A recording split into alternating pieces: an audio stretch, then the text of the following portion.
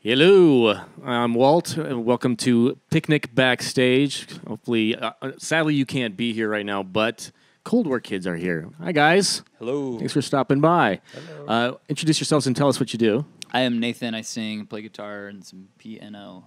I'm Mr. Moss. I play the bass in the band.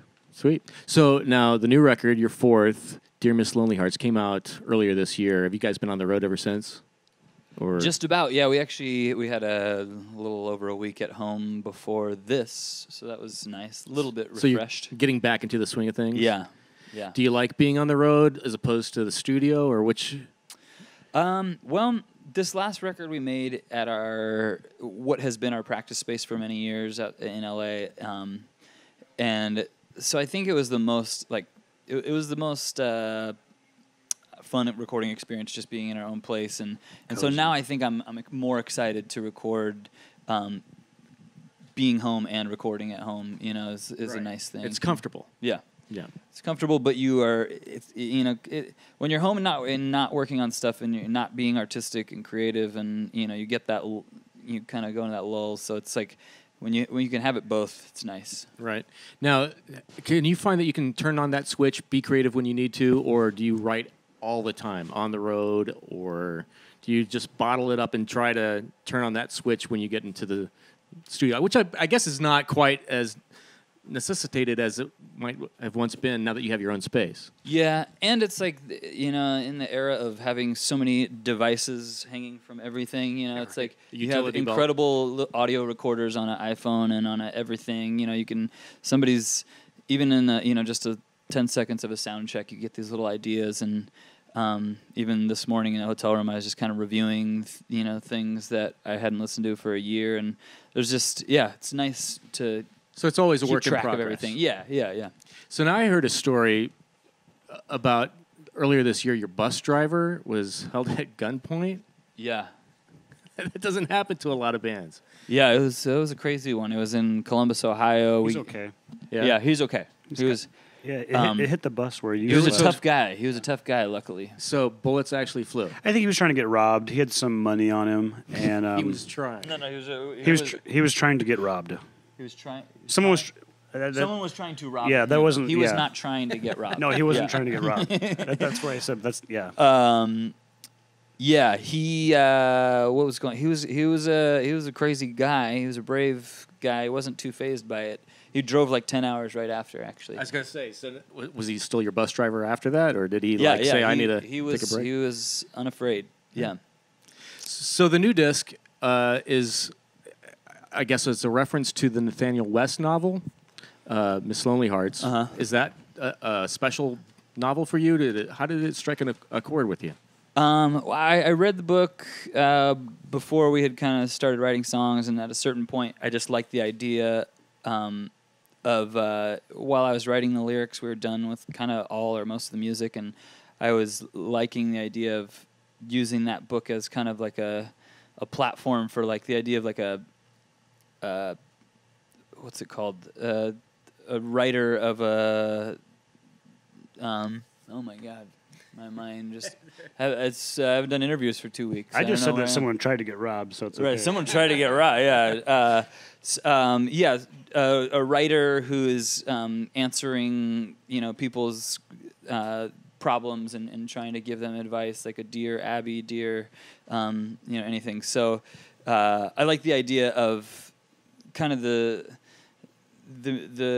artist who's in a way kind of creating to answer problems that they have internally or problems that their audience may have, kind of like channeling into something else. Right.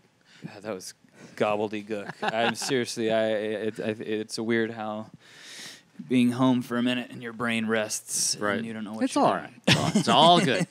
Now, also on this new record, I've noticed that there's a progression and more electronics. Is that intentional? Was that planned, or did it just happen? I think a little of both. Our new guitar player, Dan, produced the record with another guy, Lars, and they're very much into electronic music.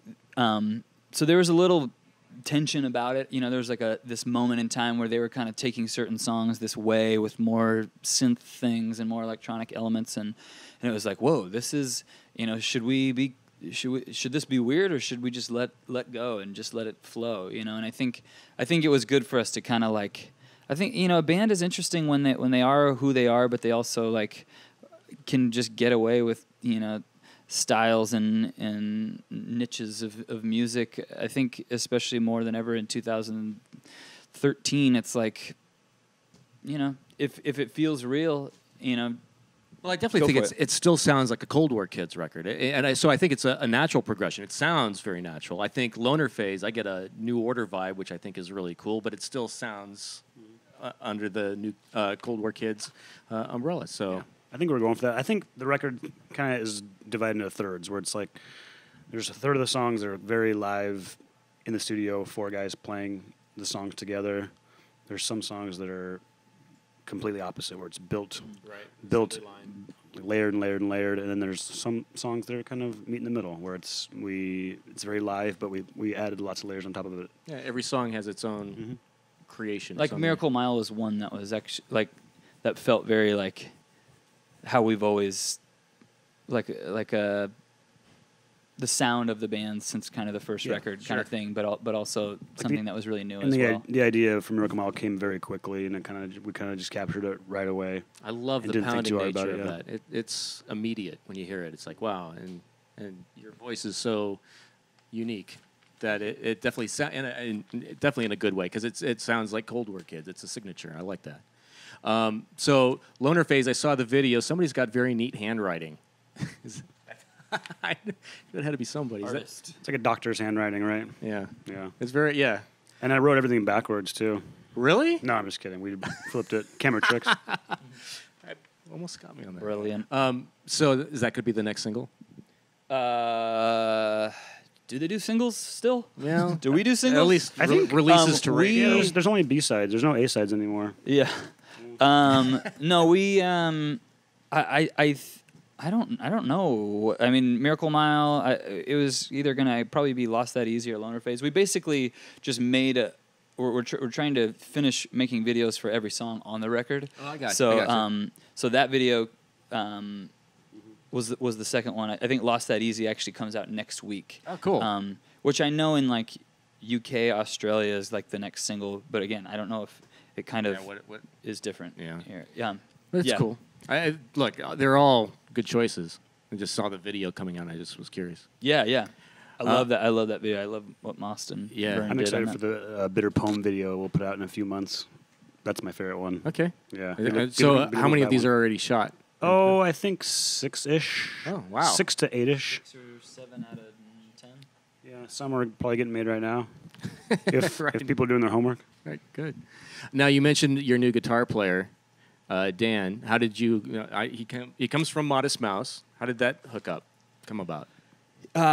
He kind of mutual friends, and he was doing live sound for us for a long time, and we, as our old guitar player was kind of leaving, we knew we wanted to bring him in. He's just such a he's worked in the studio before and done kind of engineering of every kind. He has such kind of like a colored background of playing a few instruments and also being a very, I don't know, producer, engineer minded person. So it was a really great transition and definitely necessary for us to evolve. Well, it seems like a good fit, having listened to the new record. Congratulations on that record. Yeah, thank you. So I was just out at the side stage, which you guys are going to be closing, and there are at least 6,000 to 8,000 people that are just going nuts out there. It's going to be a great show. Yeah, Sweet. we're excited. So it'll be fun. Thanks for coming out and hanging out, and enjoy the rest of your day at PIQNIQ. Thanks for having us. Thank you.